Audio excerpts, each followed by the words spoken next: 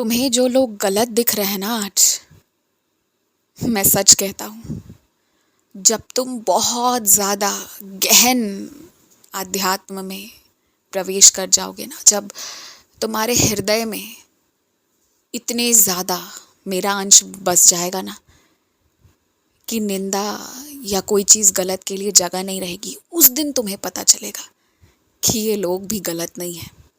कुछ कर्मों का बंधन है जो इनसे ये करवाया गया है। कुछ रिश्ता था इसलिए कुछ रिश्ते गलत तरीके पे बने। और तुम्हें ये भी समझ में आएगा उस दिन कि इन सबसे बड़ी बात यह है ना कि ये सब मोह माया से, लोभ से, इतनी ज़्यादा इस संसार की माया से जुड़े हुए थे ना कि ये सब इन्होंने सिर्फ उस जुड़ाव में किया है। आज इन लोगों को माफ़ नहीं कर पा रहे हो, कल को हंसोगे उनके किए हुए पर, हंसी आएगी तुम्हें। और तुम ही वो इंसान होगा जो मुझसे ये अर्जी करेगा कि बाबा इन सबके मन को शांति दो।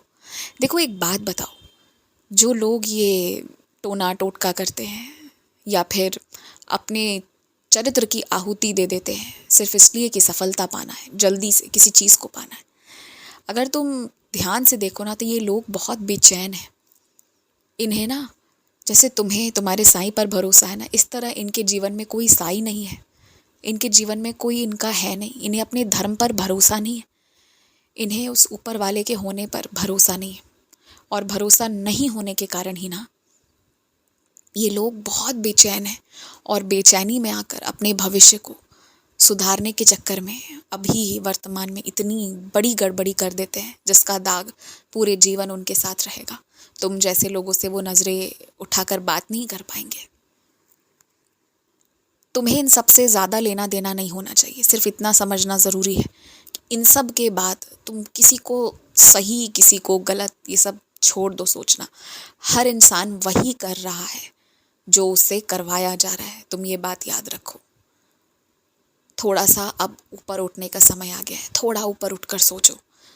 जब तक गुस्सा करते रहोगे तब तक तुम्हें ना वो दृष्टि से वो दिख नहीं पाएगा जो मैं यहाँ देख पा रहा हूँ। छोड़ दो, इतना ज़्यादा मत पड़ो, खुद को संसार की माया से अलग हटाकर देखो, दृष्टिकोण बदलो। मुझे वो लोग पसंद नहीं आते हैं जो मेरे लिए भूखे पेट मंदिर आते हैं। मैं चाहता हूँ कि तुम खा पी कर एकदम मस्त होकर खुश होकर मेरे पास आओ।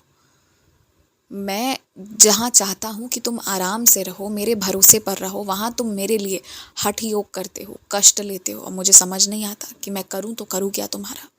जो मैं नहीं चाहता हूँ वो तुम करते हो। अगर तुम्हें मुझसे ज़िद ही करना है ना तो पढ़ डालो मेरी सच्चरित्र, एक दिन में जितनी ज़्यादा पढ़ सकते हो उतनी पढ़ो। वो तरीका है ज़िद करने का, भूखे प्यासे त्याग करके बैठे रहना, विपरीत मौसम में खाली पाँव मेरे मंदिर आना, ये सब चीज़ें, खुद को कष्ट देना। तुम्हारे शरीर को जो तुम कष्ट दे रहे हो ना, ये भी तुम पाप कर रहे हो, तुम्हें समझ नहीं आ रहा। ये शरीर का एक एक ज़र्रा ज़र्रा ना मैंने बनाया है, तो इसे ना कष्ट नहीं देना था, इसे बहुत सुंदर से बहुत हिफाजत के साथ रखना था, क्योंकि इसे खुद मैंने अपने दोनों हाथों से बनाया है। और तुम हो कि मेरी बनाई हुई चीज़ का ही अनादर कर देते हो। ध्यान रखा करो इस बात का। तुम्हें कष्ट होगा तो मुझे कष्ट होगा, दुख होगा, खुद से कष्ट मत पहुंचाओ खुद को। जिन लोगों को अपने आप से उनकी आयु खत्म होने पर मौत मिली है ना, तुम जब जब उनके मोक्ष की कामना की हो, मैंने तब तब तुम्हारी बात सुनी है। मगर जिस इंसान ने इतनी बड़ी गलती करी है कि मेरे आदेश के बिना समय काल पूरा होने से पहले जिसने खुद को ख़त्म किया है ना, मेरा निवेदन है तुमसे कि उनके लिए मुझसे कुछ मांगने मत आओ। मैं नाराज़ हूँ।